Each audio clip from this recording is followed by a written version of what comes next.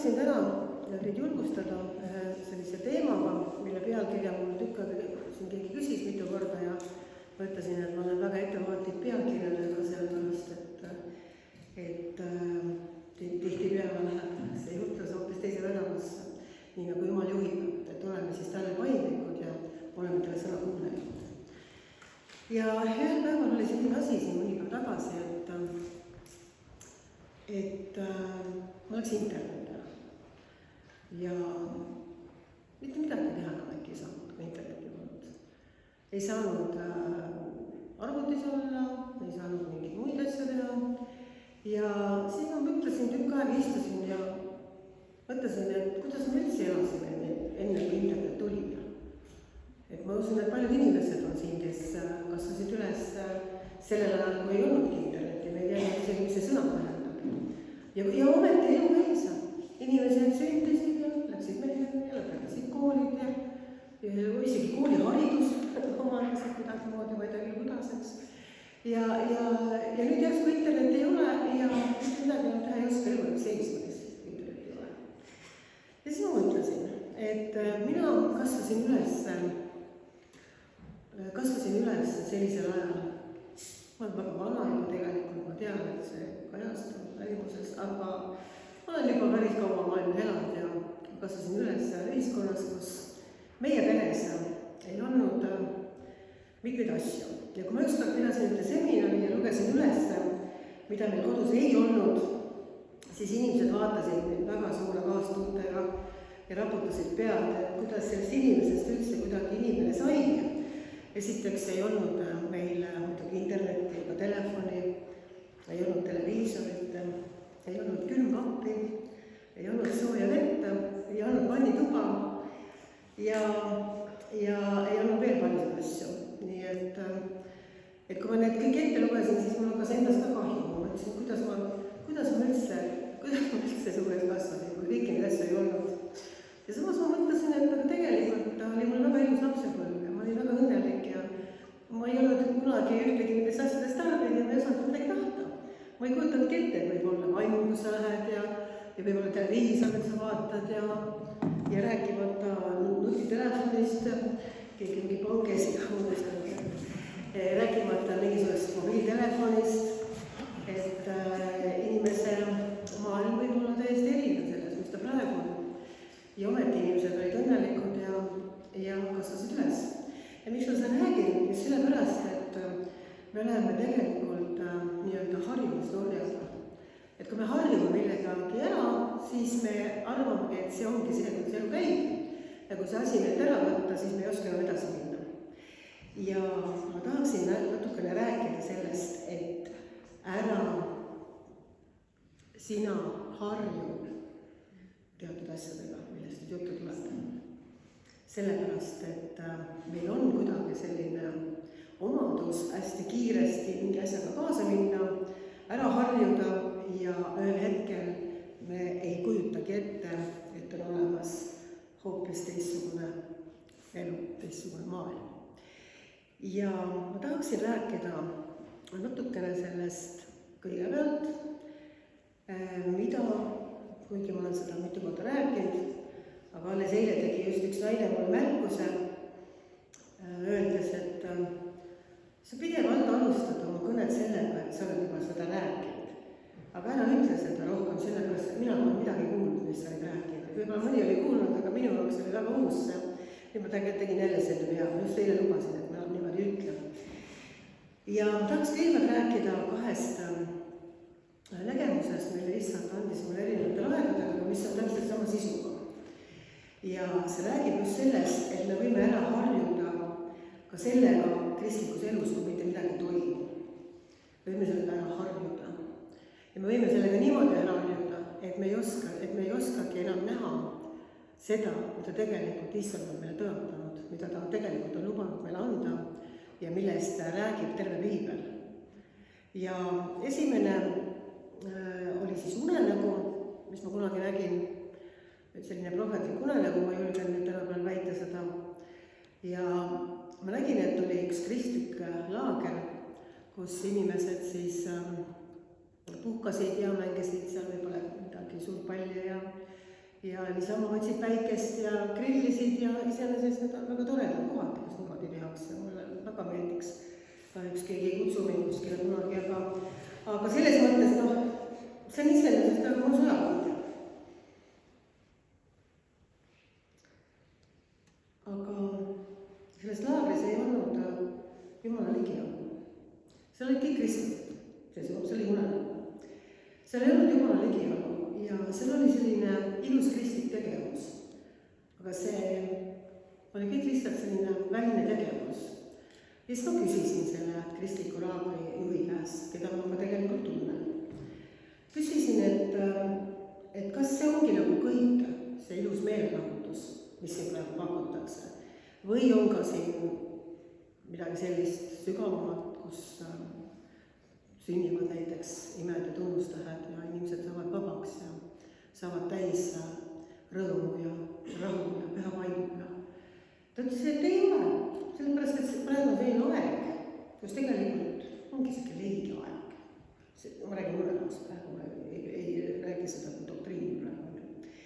Ja ta ütles, et tegelikult me oleme nagu harjunud sellega, et käime koos ja meil on tore olla ja küll ükskord issand ka tuleb ja hakkab suuri asju tegema, aga praegu nagu on nii nagu on lihtsalt, et me oleme ära harjunud, et tegelikult läbi kiriku ajal me näeme, et on ärkamise ajad ja on uinumise ajad ja on leigid ajad ja on ärksamad ajad ja praegu see leiguse aeg. Ja siis ma nagu mõtlesin neid nagu kurvaks ja ma nägin unes, et siis oli nagu minu isa maja ja ma koputasin selle uksele. Ta ütles, et ära minegi üldse, et isad ei ole kodus nagu nii. Et pole mõtet vaeva näha, et praegu on selline aeg ja ma surusin selle uksele ikka rohkem ja see uks läks lahti. Ja ma läksin majja ja vaatasin, et isa tõesti nagu justkui ei ole seal. Ja siis ühel hetkel märkasin, et ta oli 2 sammu nagu tagasi tõmmanud ennast ja oli nagu natukene, ma ei ütleks, et peitnud ennast, aga ta oli nagu varjus. Ja samal hetkel hakkas Jumala vaimuga rääkima ja ütles, et jah, on olnud aegu, kus inimesed kogevad tänavatel ja igal pool Jumala ligiolu ja tulevad päästmisele ja tulevad meeleparandusele.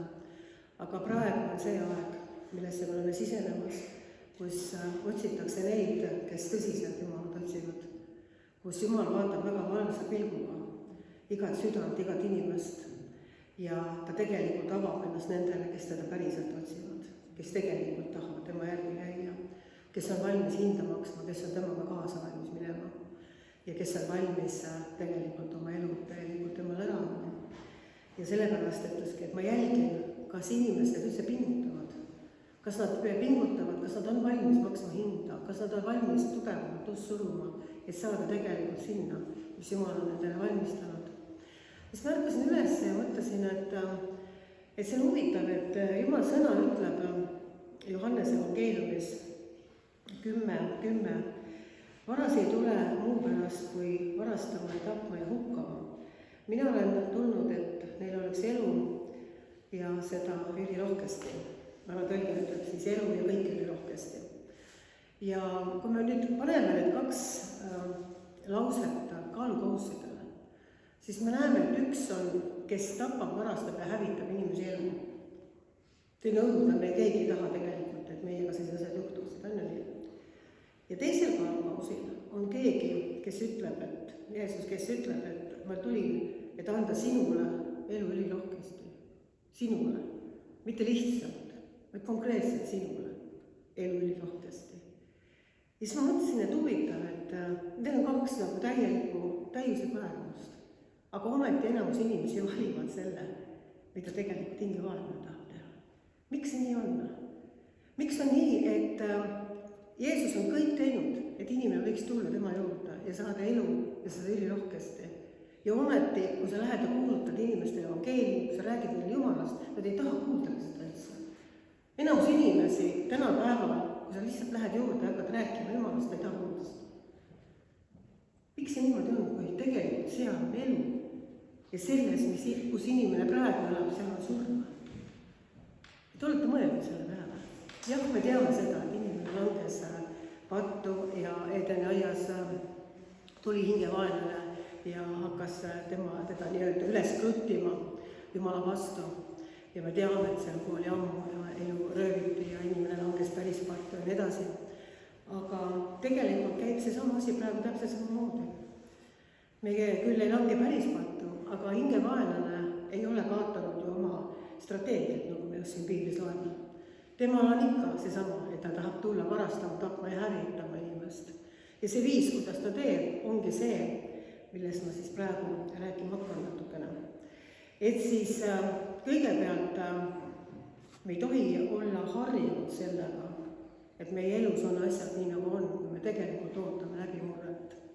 Kui me ei näe, et meie elus on elu ja seda ülirohkesti. Piibel ütleb, kus on Jumala vaim, seal on vabadus. Piibel ütleb, et Jeesus tuli, et tühjaks teha kuradi töö. Piibel ütleb, et kui meie ajame välja kurja vaima, siis on Jumala riik tulnud meie juurde.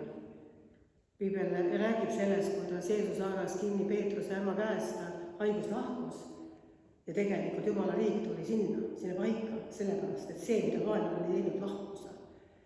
Me peame mõistma, et ükskõik, mis vormis see ka ei oleks, kõikjal, kus hingevaenlane on saanud midagi ära rikkuda inimese elus, on tegelikult see kirjakoht väga aktuaalne, et me võtaksime vastu elu ja mitte surma. Et me võtaksime vastu selle, mida tema on juba meile valmistanud, täiesti ilma hinnata, aga ometi me näeme, et inimesed tihtipeale, ma räägin kristlastest nüüd, lepivad nagu sellega, mis neil on. Nagu see olekski selline tavaline asi, nagu see ongi selline meie rutiin. Ära lepi sellega, ära harju sellega, et sa oled haige. Ära harju sellega. Ma olin kunagi haiglas, ma ei saa siin peensusteni rääkida sellest asjast, aga mul oli üks väga kriitiline ja ohtlik olukord tervise suhtes aastaid tagasi. Ja ma kannatasin kohutavad valusid. Need olid sellised valud, et ma mõtlesin, et ma kaotan teadvuse lihtsalt. Ja arstlik komisjon otsustas, et nad eemaldavad minust ühe organi, sest teisiti ei saa ma suren ära anda. See oli nende inimlik otsus. Ja kuna nad esitasid selle otsuse nii veenvalt, siis ma nõustusin sellega, mida nad ütlesid. Ma nõustusin sellega, et nad eemaldavad minust ühe organi. Ja see pidi juhtuma 2 päeva pärast. Ja ma olin väga õnnetu selle pärast, aga miks ma seda lõpu räägin? Ma olin mitu aastat kohutavate valude käes olnud. Ma olin palvetanud, ma ise käisin jutlustamas, aga ma kannatasin kohutavaid valusid. Ja ma harjusin ära sellega, et ma olin haige. Ma harjusin ära, et mul olid need valud, sest ma ükskõik, mida ma ise ei teinud, need ei läinud ära. Te ei kujuta ette, kui palju ma palvetasin, sõitlesin ja väitlesin. Jumal mõnikord annab sellise proovikivid mulle. Ma harjusin sellega ära ja ma ei kujutanud enam ette teistsugust maailma. Maailma, kus mul ei ole neid valusid. Ja sellepärast ma nõustusin sellega, mis arstid ütlesid. Et võtke ära see organ, mis valus ei põhjusta. Sest minu arusaam oli selline, et kas valud või see operatsioon. Aga see, et oleks võimalus 3. teele, ehk siis mul ei ole operatsiooni vaja ja valusi ka enam ei ole, selles kannatuses ma ei suutnud isegi mõnendama selle peale.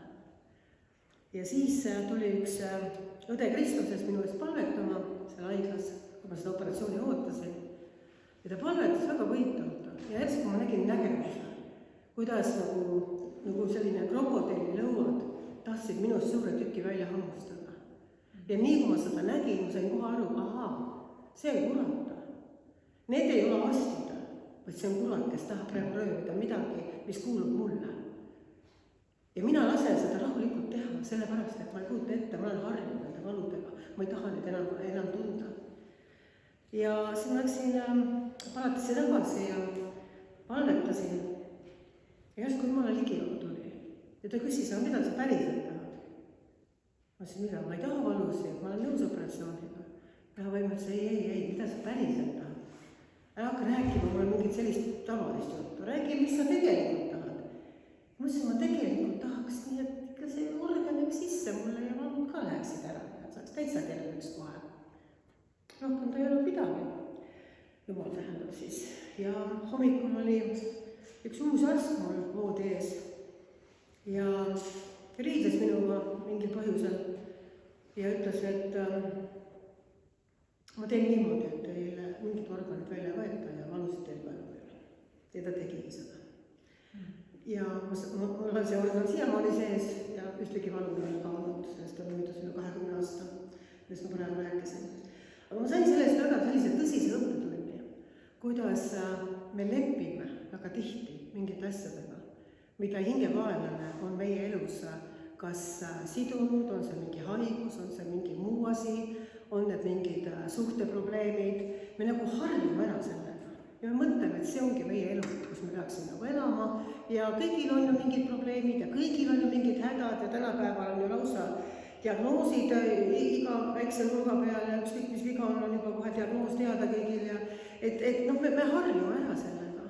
Aga see, mida Jumala vaim mulle ütles, et ütle neile, ärge harjuge sellega.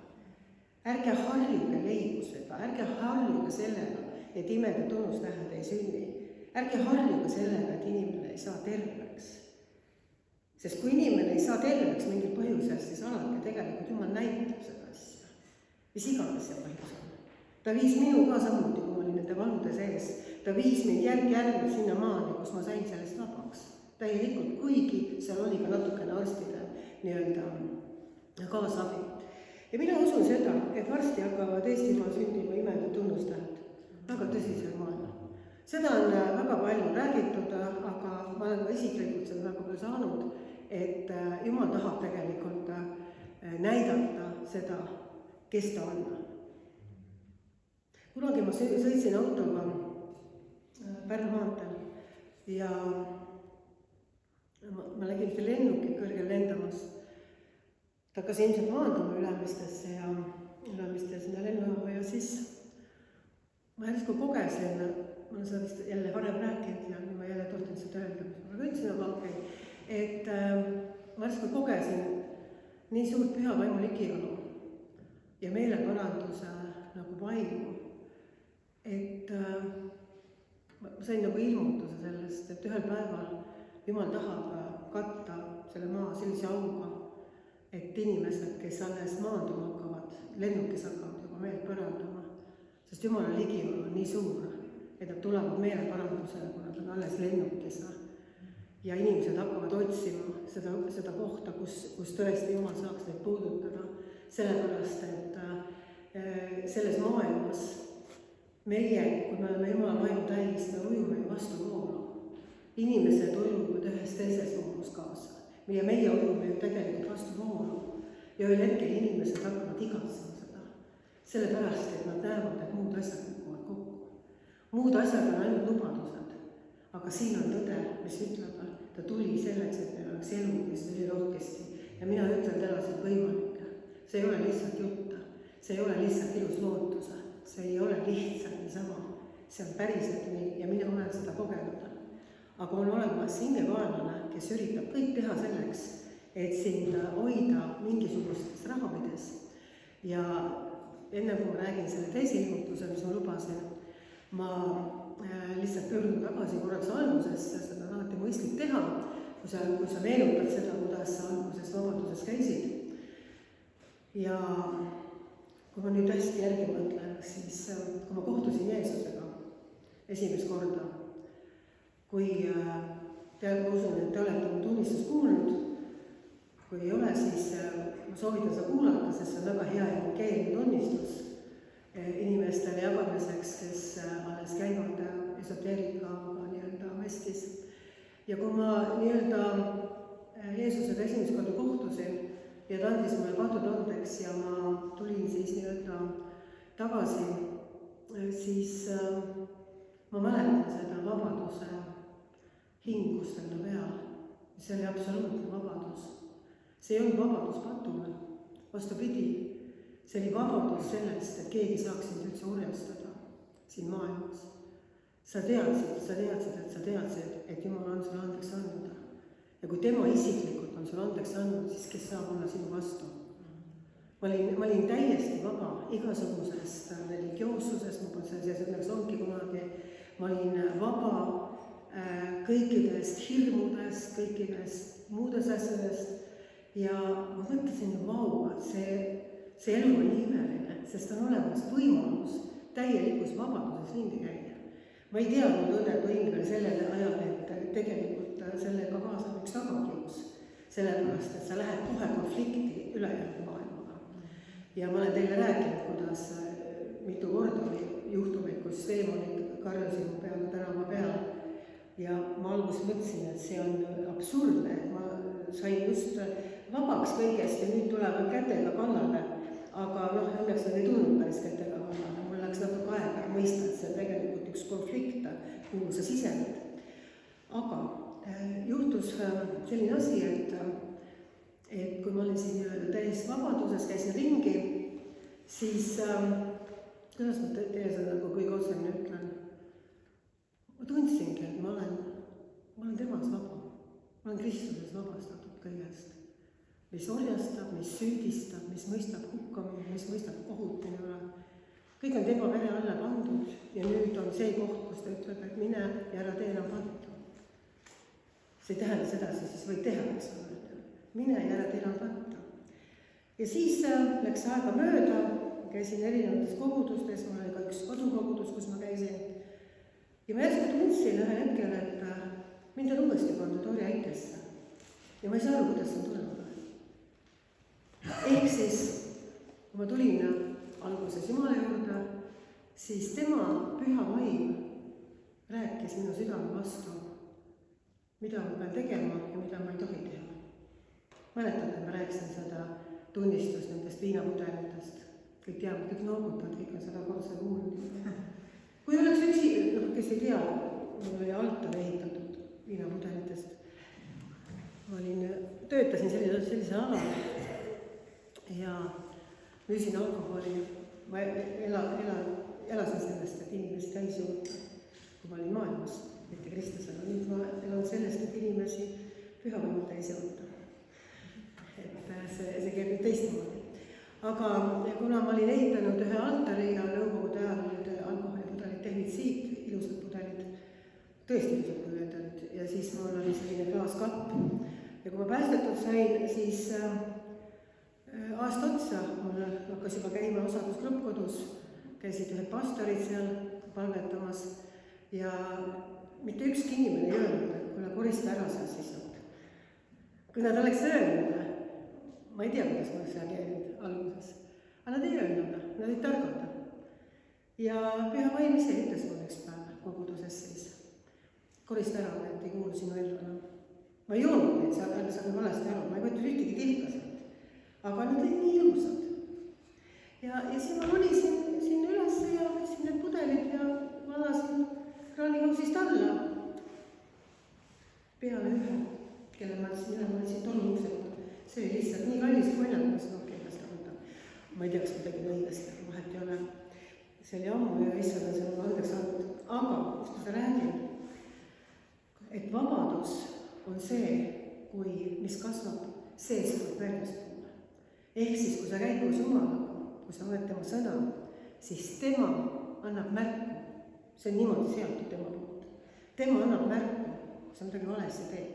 Ma ei räägi üldistest printsiipidest, me loomulikult õpime piiblit tundma, me õpime, mis on reeglid, mis on vaja teha, mis ei tohi teha. See on õige, et me õpime sõnast, aga ma räägin isiklikus elus. Siin ei ole ühtegi kirja kohta, mis ütleb, et Merike peab viinamudelid ära koristama. On nii? Me teame üldiseid printsiipe. Aga kui Jumala vaim ise ütleb, siis sa tunned nii suurt armu selle peale, et sa isegi ei mõtle kaksipidi hetkega oma südames, vaid sa tahad rõõmuga seda teha, mis tema sulle ütleb. Ja see toobki esile vabaduse sinu elus, mitte hukkamõistu. Ja siis läks aega mööda ja ma tundsin, et ma ei ole enam vabaduses. Mind on uuesti pandud hukkamõistu alla, mind on pandud mingi orjaike alla ja ma ei saanud alguses aru, kus kohas see tuleb. Ja siis ma saingi aru, et kahjuks on olemas olukordi või inimesi, kes tahavad väljaspoolt sissepoole sind õpetada ja suunata, tegema asju ja panema reegleid, mida tegelikult Jumal ei ole sinule asetanud. Ma toon ühe näite. Ma pidasin ühte seminari, ma juba siis kõnelesin seal ja pidasin ühte seminari nähtamatusmaailmas 6 tundi järjest Tartu koguduses. Ja seal olid väiksed vaheajad ja üks naine, rahvast oli palju, kõik kuulasid ja lõpus nad siis said saata väiksed sedelite peale küsimused. Et kui mingi küsimus oli tekkinud vahepeal, siis nagu saadavad. Ja siis ma vaatasin, et seal oli üks naine, kes tohutult pingsalt, kõik see 6 tundi nagu vaatas niimoodi kogu aeg, hästi terase pilguga.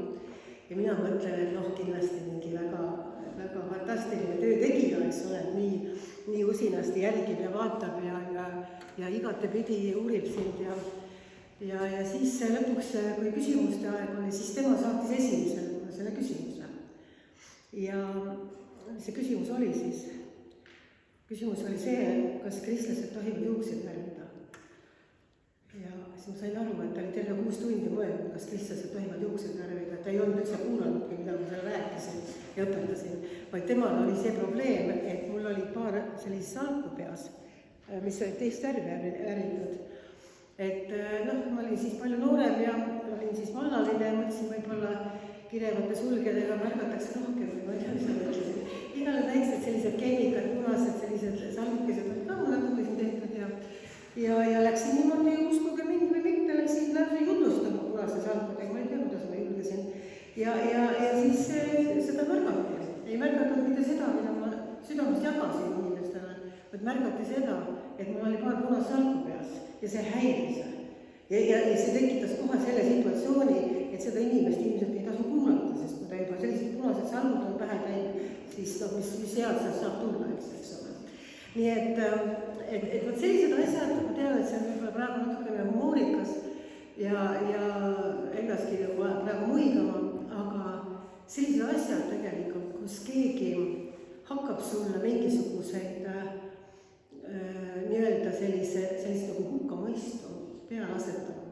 See, kuidas sa istud või kuidas sa juukseid värvid või kuidas sa autot juhid või kuidas sa midagi teed ja ühel hetkel sa saad aru, et tegelikult keegi tahab sinu vabadust röövida. Keegi tahab saada püha vaimu asemele sinu elus. Ja ma tean, et seda on võib-olla raske niimoodi mõista, aga mul on väga südames sulle öelda, ära lase seda teha. Sellepärast, et endale aru saamatigi sa ühel hetkel saad aru, et sa oled uuesti hukkamõistu alla pandud. Sa oled uuesti läinud kontrolli alla, sa mõtled kogu aeg, kas ma seda teen õigesti, kas ma seda teen õigesti, kas ma palvetan õigesti, äkki niimoodi ei tohigi palvetada, kas ma loen piiblit õigesti, äkki ma teen valesti midagi nende asjadega. Saad aru, millest ma räägin? Kas on keegi tajunud sellist asja, kus ta tekib nagu kontrollida, kus tunneb äkki, et ma ei ole enam vaba, sest ma kogu aeg mõtlen, kas ma nüüd tegin seda õigesti, kas ma seda tegin õigesti, kas ma peaks põlvitama, kui ma palvetan, kas ma peaks püsti seisma, kas ma peaks üldse viimases reas istuma. Kas keegi saab aru, millest ma räägin? Kas on keegi kogenud kunagi sellist asja? Üks inimene, 2 inimene, 3 ka. Või kõik on kogenud, halleluuja! See on tore uudis. Selles mõttes, et saate aru, Jumala südames on tuua esile vabadus meie seas. Tuua täielik vabadus nii, et sa käid tema vaimus ja sa muutud nii tundlikuks, et sa tunnetad vaimus ära, kui sa teed valesti. Sest me kõik eksime, me kõik teeme vigu. Aga kui keegi näpuga su kogu aeg järgi käib, siis tegelikult see paneb ühe hukkamõist olmesid. Ja see ei too sind meelepärandusele, vaid see viib sind trotsi. See toob esile ühe vastuhaku, ühe trotsi ja mässu, sellepärast, et seal ei ole Jumala vaimu vabadus sees. Jumala vaimu vabadus tahab sind päriselt vabaks teha. Nii, et sa tunned uuesti seda Jumala lapse alguse aega nii-öelda. Nagu öeldakse, et ära jäta oma esimest armastust. Aga mis on see esimene armastus? Sellega kaasneb tavaliselt üks rõõm, üks juubeldus, üks vaimustus, eks ole. Ja meil ei peaks tulema kunagi sellist aega, kus me harjume sellega ära, et on tulnud nii-öelda hall argipäev. Ei, vaimulikus mõttes ei peaks tulema mitte kunagi halli argipäev. Vaimulikus mõttes peaks sa kasvama hoopis kogu aeg vaimus. On nii? Sina peaksid kahanema ja tema peaks sinu sees kasvama vaimulikult. Ja kui tema sinu sees kasvab, siis ei saa mitte kunagi tulla halli argipäeva, sellepärast, et tema vaim õpetab sind, tema vägi juhatab sind, tema vaim puudutab inimesi, kui sa palvetad. Ja nüüd ma räägin selle teise loo. Seda ma ei ole ilmselt kunagi rääkinud, või siis vähemalt 10 korda ainult, aga mitte rohkem. Aga kuna see teema on mul südames, siis kannatab ära selle 11. korraväeki. Ja see on see hetk, kui ma nägin unes, et kristlased olid vangis. Ma tean, et osad seda teavad, aga võib-olla kõik ei tea.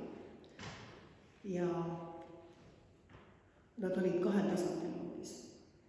Ühed olid maa alla, täiesti maa all, kus oli ainult selline väike nagu õhuava jäetud, kus nad nägid ainult valguse kuma. Aga teised olid maa peal ja nemad nii-öelda tundsid kõike seda, mis me tunneme, lillelõhna ja tuult ja päikest ja kuulsid linnulaulu ja kõike seda nad nagu tajusid. Kui nad olid vangis, nad olid puuris, nagu trellid olid ümber. Ja selles unenäos mind ka vangistati sinna. Ja ma olin nendega koos seal ülemises nii-öelda kambris ja seal valitses täpselt samamoodi selline õhkkond, nagu ma rääkisin selles esimeses unenäos. Nad olid väsinud võitlemast. Nad olid leppinud sellega, et on nii. Et me mõnikord natukene kogeme asju, midagi on, aga me lepime sellega. Ja kui mina küsisin selles unenäos, et kas siit keegi välja ka on saanud, sest ei, et me isegi ei viitsi üritada. Me alguses üritasime, aga me ei saa siit välja. Ja me rohkem ei ürita. Ja kui hiljem, ma korraks panen seal pausile siin kohas, kui hiljem siis Jumal vaim tõlgendas seda, mis need asjad kõik olid selles unenäos, siis ta ütleski, et kõik see päikesepaiste ja linnulaul ja tuulelõhk ja kõik see nii-öelda lillelõhk, kõik, mida nad tajusid, see on see, et inimesed on nii-öelda täisevangeelsed kristlased, kes on kogenud teatud asju. Et sa oled võib-olla kogenud tervenemist, sa oled võib-olla kogenud, kuidas püha vaim täidab sind, kuidas sa tuled meeleparandusele, kuidas sa saad vabaks mingist asjast. Sa oled kogenud asju, millest Piibel räägib, aga sa ei käi selles igapäevaselt. Sul on mingid kogemused. Sa tajud, sa tead, et need asjad on olemas. Kui sul on kogemused, siis sa tajud, et need asjad on olemas. Sa tead, et sa mäletad, et see on olemas, aga sa ei käi igapäevaselt. Saate aru, mida ma mõtlen? Sa ei jookse selles igapäevaselt. Ja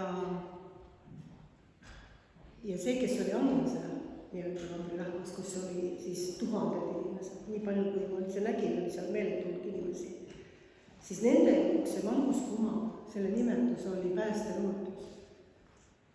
Nemad enam ei uskunud seda, et Jumal võib läbi muutma tuua see elus. Võib sind terveks teha, võib sind vabaks teha, võib sul täiesti uue alguse anda. Nad seda enam ei uskunud. Aga nad uskusid, et ühel päeval, kui hästi lähevad, saavad Jumala juurde. Ja selle valguskuma nimi oli päästerõõtus, mis oli selle alumuse kambrirahvas. Nendel muudel ei olnud, aga ülemised need nagu uskusid, et need asjad on olemas, kuid nad olid leppinud ja need asjad igapäevaselt nende elus ei toimi. Ja mina selles unenäos ei leppinud sellega. Ma ütlesin, et me peame välja saama siit. Mina ei ole nõus sellega, et me saame raasukesi mõnikord. Ja inimesed on, kristlased on, te ei kujuta ette lihtsalt. Ma saan igasuguseid sõnumeid ja olen palju kohtunud kristlase ajaluksul ja nõustanud inimesi. Te ei kujuta ette, kui vaevatud on kristlased. Millistes depressioonides nad on, millistes ärevushäiretes nad on, millistes hirmudes nad elavad. Miks nad elavad selles? Kas see on normaalne? Kas me peaks leppima sellega? Kas me peaks võtma selle vastu, et see ongi tänapäeva uus reaalsus, et see on normaalne? Või me peame mitte leppima sellega ja ütlema, ei, mina otsustan võtta sõna nii nagu ta on. Ja siin on öeldud, et tema tuli, et anda meil elu, ja seda ülirohkesti. Ja see ei ole ülirohke elu. Kui me vaevleme igasugustes masendustes, hirmudes, depressioonides, enesetapumõtetes. Kust see tuleb kõik? See on vahelise töö. Kes on tappija? oli väga lihtne seda niimoodi lahti halutada. Piibel ütleb, et kurat on inimese tapja algusest peale. Kui sul on enesetapu mõtted, siis need on ju kuradest, need ei ole ju jumalast. Kui sul on hirmud, siis hirm ei ole ju jumalast. Hirm on ju see, millega kurat inimest lööb. Ja kui ta valetab sulle midagi sinu enda kohta, kui ta ütleb, et sa ei ole väärt või sa peadki sellist elu elama või mingil põhjusel sina ei saagi kunagi terveks või vabaks, siis see on ju ka seesama kirjakoht, kus vaenlase kohta on öeldud, et tema on valetaja ja varastaja. Kuidas ta varastab ja tapab? Selle läbi, et ta valetab sulle. See on väga lihtne, kui sa piiblit loed, meil on siin täna ka üks mees, kellele meeldib aiast rääkida alati, me kuuleme ka teinekord kindlasti seda aialugu lähemalt, aga selles on kõige asjade ja aegade võti. Selles on võti, et vaenlane sai elu rööbida valetamise kaudu. Ta ei tulnud suure kainga ja nuiaga, eks ole, ja ajal Adam teevad aias taga.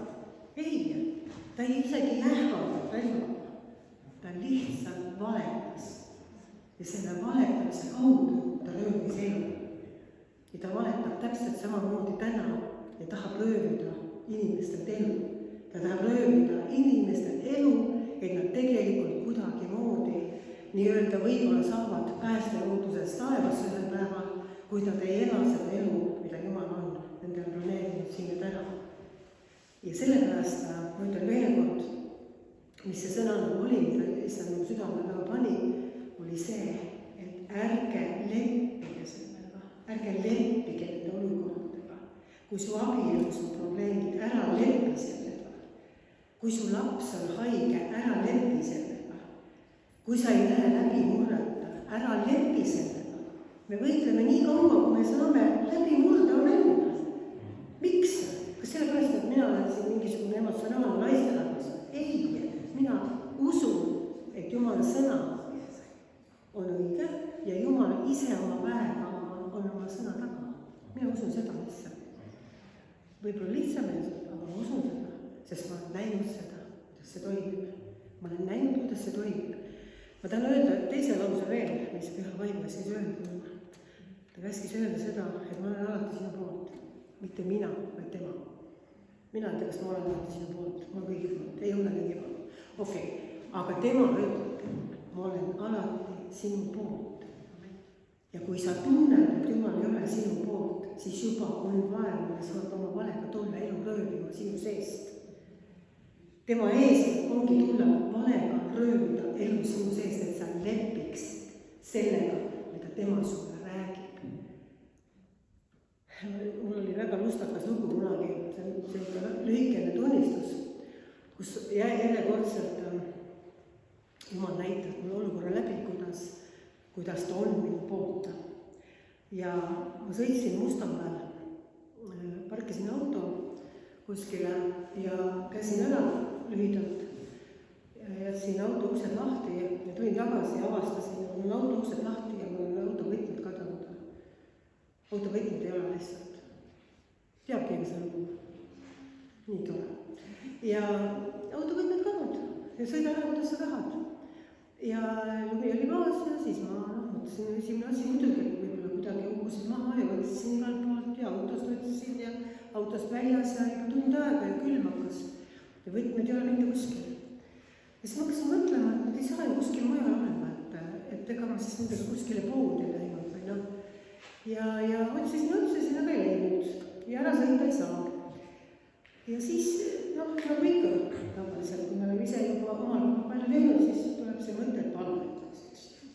Ja siis ma palvetasin, et ma olen palve ette, et ma need võtmed kätte saaksin ja võtmed üles tehaksin ja nii edasi.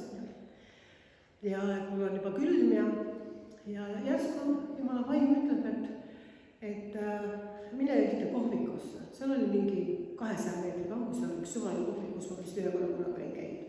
Mine sinna kohvikusse. Siis ma mõtlen, et mis kohvikus, et ma ju kohvikusse ju võtmed ei saa kaotada, ma ei käigi seal kohvikus üldse. Et mis ma kohvikusse pean minema. Ja see ei saa küll Jumal, siis Jumal ei saada kohvikusse inimest, mõelge ise. No otsisin edasi siis ja külmetasin ja ma ei läinud kuskil kohvikusse. Ja siis tuleb uuesti seda, mine kohvikusse.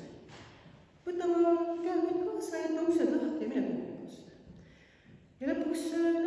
teist korda niimoodi tuli, siis ma läksin siis mitusada meetrit eemal, läksin sinna kohvikusse ja võtsin oma jope seljast ja mütsi peast ja võtmed olid ilusti mütsi tuti küljes rippusid. Ja kui ma ei oleks mütsi ära võtnud peast, siis ma olekski jäänud tüki otsas nüüd ilus suur. Mütsi tutt, hästi kena, tervikord pildiles parasjagu, kui tal tuleb.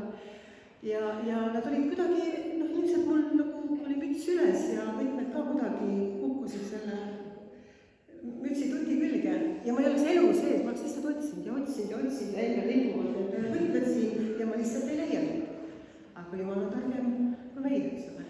Ja ta ütles minna kohvikusse, sest ta teadis, et seal on palav, see on üks Ukraina kohvik, see on väga palav ja ma võtan seal mütsi kindlasti ära peast. Ja nii kui ma mütsi ära võtan, siis ma näen, kus mu võtmed on. Siis tekib küsimus, et aga miks jumal siis nii keeruliselt toimub? Miks ta kohe ei öelnud, et mine vaatama mütsi tutti? Aga millegi pärast talle jääb see sõna kuulelikust nagu timmida, et sa õpiksid igas asjas teda usaldama. Ja mina sain võtmed kätte, olin juba supi ka ära tellimas, okei, ma sain supi ka siis ära, aga võtmed olid peas. Ja ma ei jõudnud nagu ära imestada, kui lihtne asi. Aga ometi see vajas sõnakuulelikkust sellele, mida ta ütles. Sest esimene kord mis ei näinud, ma ei tahtnud sinna minna. Nii et selles mõttes see unenägu, kus ma nägin, et kristlased olid puuris ja vangis, siis ma saingi aru, et tegelikult see, mis need sinna vangistanud oligi nii-öelda varisenud haputainas, millest Jeesus on käskinud hoiduda. Ja see tulebki selle kaudu, kus sa vaatasid, kuidas variserid nagu toimetasid, et tegelikult oli neil võib-olla paljudes asjades isegi õigus, aga see viis, kuidas nad kiusasid ja kuidas nad üritasid nagu kogu aeg nagu seda õigust, seda kunstlikku õigust kuidagi nagu esile tuua ja hukka mõista inimesi ja panna võib-olla süütunde alla, see tegelikult vangistas inimesi. Ja vangistas nii palju, et see ühel hetkel sinu enda pilt, sinust endast Kristuses, sest enne rääkida identiteedist, see moondub. Ja kui see moondub tema valede kaudu, sellepärast, et ta paneb sind hukka mõistu alla. Saate aru, kuidas see toimib, ta röövib kõigepealt vabaduse sinult. Valede kaudu ta röövib vabaduse, mingisuguste hukka mõistu asjade kaudu ja sinu enda mina pilt muutub. Ja sa ühel hetkel kaotad julguse tema armumeele ees. Ja sa tunned, et mina ei ole enam see, kes läheb ja saab abi õigeks ajaks. Sellepärast, et ma olen hukkamõistu all tegelikult. Ma tunnen, et ma ei ole piisav, võib-olla ma ei palveta piisavalt, võib-olla ma ei tee seda, teist ja kolmandat piisavalt, aga kes on see, kes sulle seda räägib? See ei ole Jumala vaim, sest kui Jumala vaim seda räägib, siis sul ei tule mitte kunagi hukkamõistu, vaid sul tuleb meelekandus. Saate aru, kui lihtne see vahe on. Kui Jumala vaim räägib, siis tema toob su meeleparandusele. Sest sa tunned ära armust, et okei, ma tegingi selle valesti. Ma tegin selle valesti, ma eksisin Jumal, nii armuline, ma praegu meelt. Kui tuleb vaenlane, sama asjaga täpselt, siis ta paneb sind hukkamõistu alla. Ta võtab ära sinu julguse armutrooni ees ja ühel hetkel sul ei ole enam julgust minna ja saada abi õigeks ajaks. Sul puudub usujulgus, sellepärast, et keegi on sellega röövinud valede kaudu. Ja sellepärast ma tahangi öelda siin loodetavasti lõpetuseks, võib-olla mitte, see näitab aeg, aga ma tahan öelda seda, et nagu ta mulle ütles, ära harju sellega, milline su elu on, ära harju sellega, ära lepi sellega. Kui sul on mingi asjad, kuidas vaevane on saanud rünnata, mis iganes valdkonda see puudutab, ära harju sellega. Sest see mu usu, ma palvetasin selle tänase teema pärast, siis Jumal vaimutes esimese asjana seda. Kristus on harjunud. Nad täidavad teatud reeglid, nad käivad kirikus, palvetavad, võib-olla panevad ohvrikarpi midagi, laulavad laulukesi, see kõik on tore.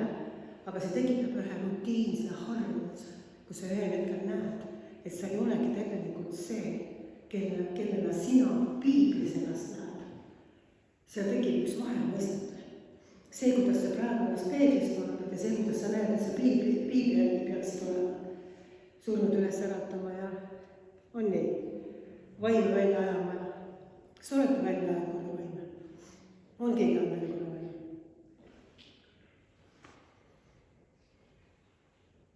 Läksid ka?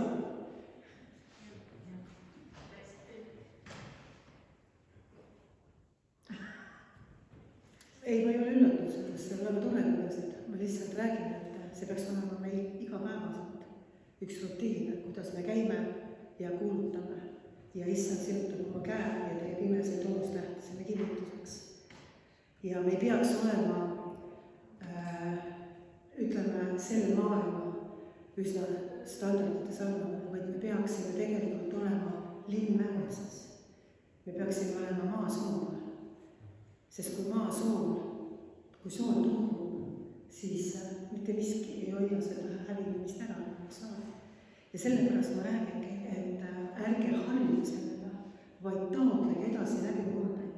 Taotlege edasi seda, et vabadust oleks tagasi teie nendes valdkondades, kus hingevaenlane on saanud seda lööbida. Sest ma võib-olla kordan ennast, aga ta tulebki kõigepealt religioosse hukkamõistuna. Ta paneb sind süütunde alla, ma räägin vähemalt, ta tahab panna ja selle kaudu ta röövib sealt ära vabaduse ja kui ta on saanud ära röövida vabaduse, siis ta röövib ära usujulguse. Sellepärast, et kui sul ei ole usujulgust enam, kui su minapilt on moondunud, siis sa tegelikult ei julge enam usus minna ja paluda ja usus saada tema käest. Sest meil peaks olema nii nagu lapse usk, siiras. Kui mina töötasin kunagi raadios ja ma tegin väga palju otsesaateid, mis ei ole salvestatud kahjuks või õnneks. Mul oli palju otsesaateid ja siis ükskord mu laps sai kuskilt selle telefoninumbri, selle, kus inimesed esitasid palvesoove otse-eetris ja temal õnnestus kuskilt see kuidagi saada mingisuguse niiverdusega ilmselt ja ta helistas, ta oli väike küllaltki ja helistas mulle otse-eetris, ütles ema, anna raha. Ilma mingisuguse sissejuhatuseta. Sellepärast, et tema tahtis minna jäätist ostma. Ja teda üldse huvitanud see, et võib-olla 10 000 inimesed kuulasid selle hetkel otse-eetris, ema, anna raha. Ja see tegelikult on selline lapse usk. Mul on 2 aastat. Et selline peaks olema meie suhtumine. Mitte nii, et nüüd jumal on raha, eks ole, aga ma mõtlen, see peaks olema see suhtumine. Et mina olen laps, sina oled isa. Mul on abi vaja, ma tulen sinu ette ja palun abi õigeks ajaks. Ja mina usun, et sa annad sellepärast, et mina olen laps ja sina olen isa. Selline peaks olema meie suhtumine. Et minu laps ei helistanud sellise kõnega, et auväärt ema, et kui see kunagi aega on ja on meelt parandanud ja püüdsin ennast piisavalt, kas see on kuidagi muudi võimalik, kui jääd selle auto. Et ta ei tundnud nagu sellise nagu tooniga. Siis lihtsalt anna rahata, mul on vaja, ta on poodi, mul jääkstus. Ja meil peaks olema samasugune suhtumine. Ja see julgus sellise lapseliku suhtumisega, kui sul on mingi häda, mingi probleem, mingi asi, kus sa nõuad või vajad läbi murrata, kui sa ei lähe selle lapseliku usujulgusega, et isa, ma olen siin, mul on lihtsalt abi vaja, palun aita mind, mul on selles asjas vaja, siis kui sul ei ole see julgust, siis tea, et vaenlane on saanud valetada ja vale läbi seda julgust sinult rööma hakanud. Et paneme täna kinni need uksed ja ütleme, aitab küll. Aitab küll. Piibel ütleb, et meie peame olema linn mäe otsas. Mitte kuskil orus mingisugune onn, kus on muldu ka peale kraadida. Me peame olema soola, kes hoiavad ära, et maa ei rikneks. Me peaksime olema need kristlasena, kelle juurde tulevad inimesed, kui neil on halvad mõtted peas, kui nad tahavad võib-olla elu lõpetada, kui nad on hädas. Neid on tohutult palju, see hulk kasvab meeletu viirusega tänapäeval noorte seas. See on katastroofiline tegelikult juba, mis toimub. Aga nad lähevad sensitiivide juurde.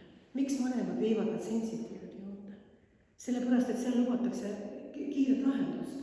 Ehk siis tegelikult valetatakse. Nii et selles mõttes ma tahan lugeda selle kirjakoha uuesti.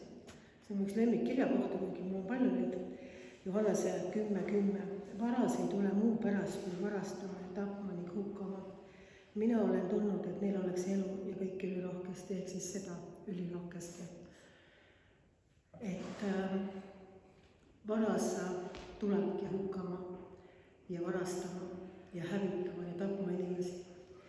Ja üks meie selline suund, mida me selle tööga siin ka teeme, tihtipeale on valgustada inimesi silmi, kes on esoteerikaga tegelenud ja neid välja tuua sealt.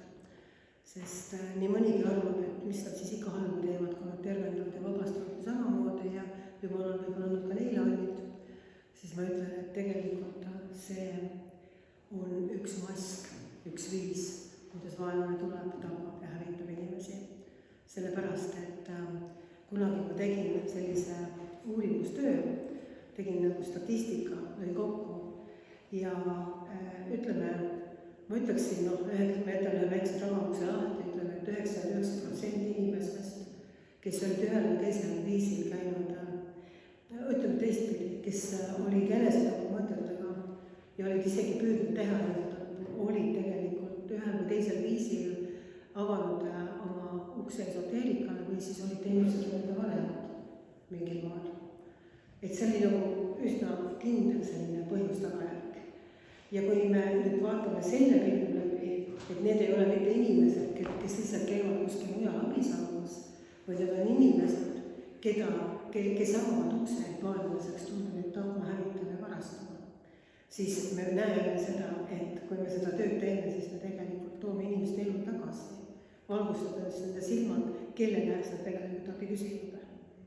Mul oli kunagi üks inimene, kes käis nõustamisel ja kes ütles, et tal hakkasid järsku päeva pealt sundmõttega ja kui ta käis mööda tänavaid, siis need sundmõtted olid sellised, et kui ta nägi mõnda naist, siis ta tahtis teda tappa ja vägistada. Ma ei tea, mis järjekorras, muidugi see pole oluline.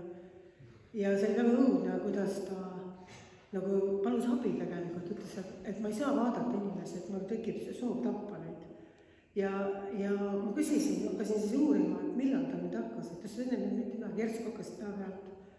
Ja see oli siis, kui ta käis Indias ühes laagris, kus siis õpetati seda erinevaid meditatsioonitehnikaid ja kutsuti nii-öelda igasuguseid haljaid ja vaimeid ellu, kes peaksid siis aitama. Ja sellest hetkest vaikselt hakkas kerima tema sees väga tõsised mõtted. Ja mis võib ka viia ühel hetkel sundkäitumiseni. Ja kujutage nüüd ette, kui selline inimene ka teeb midagi, ma lihtsalt annan teile mõtteainet, kui selline inimene teebki midagi, näiteks vägistab ja tapab ära kellegi, siis ta pannakse vangi ja karistatakse tema ihu. Aga tegelikult see vaim ei lähe mitte kuskile sellega, et sa oled vangis ja oled vaba, vaid see vaim tuleb sealt välja ajada ja inimene meelepäraselt tuua. Siis on tegelikult lahendus. Ja selliseid asju on niivõrd palju meie ümber, et sellepärast ka palvetage ja hoidke ennast kursis, ka see ei ole üldsegi reklaam, aga meie mingisuguste selliste vastavate evangeelsete koosolekutega, eks me siis kuulutame nendele välja, kuhu võiks kutsuda ka siis selliseid inimesi, kes on nende asjadega seotud, sest ma ütlen, see võib päästa elusid. See võib ära hoida mõne kuriteo. See võib suunata inimese nii-öelda meeleparandusele õigele teele, kes muidu tegelikult võib-olla alluks oma sundmõtetele ja sundkäitumisele. Ja see tuleb kõik tegelikult sealt, et sa oled avanud ukse sellele, kes on valede isa, kes on tapja ja varasa. Me käisime ükskord Venemaal kuulutamas evangeeliumi, siis tegemas selliste konverentsi, siis seal oli huvitav, kuidas esimene õhtu inimesed, kristlased tulid, palusid abi oma lastelaste ja laste pärast, kes kõik, see tohutult pime piirkond, olid ühel või teisel viisil juba olnud kuskil kinnipidamisasutuses, kes lõikusid ennast, kes tarvitasid narkootikume, kes olid tahtnud sooritada enesetappe, kes olid nagu väga kohutavate asjadega seotud.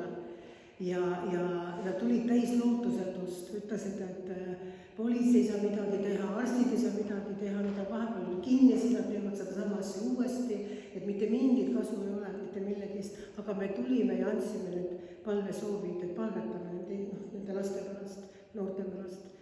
Ja 5 päeva pärast nad kõik tulid Jumala juurde.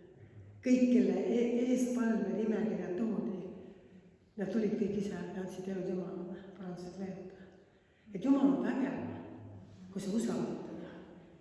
Aga sellepärast ta saab meid vangistada, et meie enam ei usaldaks, et me vaataksime enda peale, kui palju me eksime, kui palju me vigu teeme. saate aru, see on hingemaailmase vangistus, millest me peame saama täielikult vabaks, et meil tekiks usujulgus, et me oleksime nagu Juuda lõvile, kes ütlevad, vaat saatan siit maalt sa tuled, rohkem ei tule enam. Rohkem ma sulle maad ei anna, siin on uks, mine uksest välja ja ära enam tagasi tule. Nii et ärge leppige sellega, kui asjad on endiselt, läbimurre ei ole võib-olla kaugel üldsegi. Tähtis on see, et sina oma südame hoiaku paned lapse ja isa tasandil tagasi. See ei ole võib-olla alati enda teha ja me palvetame selle pärast, ja palvetame kodus loomulikult, aga et sa saaksid aru, kus kohas see asi sisse on tulnud, et sa kaotad oma usujulguse. Teate, kui palju ma olen kristlastes kuulnud sellist ilmut? Ma ei usu, et Jumal mind kuuleb. Palveta seda, võib-olla sind kuuleb. Aga miks ma teistsugune olen või mõni pastor või mõni prohvet? Miks ta teistsugune on? Kui me oleme kõik ühesugused Jumala lapsed, meil on kõigil üks isa päevas. Mis pärast siis ühe palvet rohkem kuuletakse kui teise palvet? See näitab, kuidas on moondunud meie minapilta, kuidas vaenlane on saanud hukkamõistul süütunde tuua. Ja sellepärast ma lõpetan selle lausega, et ära lepi sellega. Ära lepi sellega ja palu, et Jumal näitaks, kus kohas need vaenlase valed on sisse võtnud ja ta näitab su mind. Et sa saaksid täiesti puhtaks ja vabaks ja saaksid olla sellel positsioonil, kus Jumal on tahtnud sind asetada. Kus iganes on see sinu töökoht, on see sinu kodu, on see sinu kogudus, kus iganes sa oled, aga Jumal tahab tuua ärkamist ja läbimurret. Aga ärkamine algab alati meeleparandusest. Mitte sellest meeleparandusest, mida kellegi kondile sõrm näitab. See ei too meeleparandust, see too hukkamõistu, vaid selles meeleparandusest, mida Püha Vaim sulle näitab. Ja ta näitab sulle alati, kui sa tahad seda kuulda.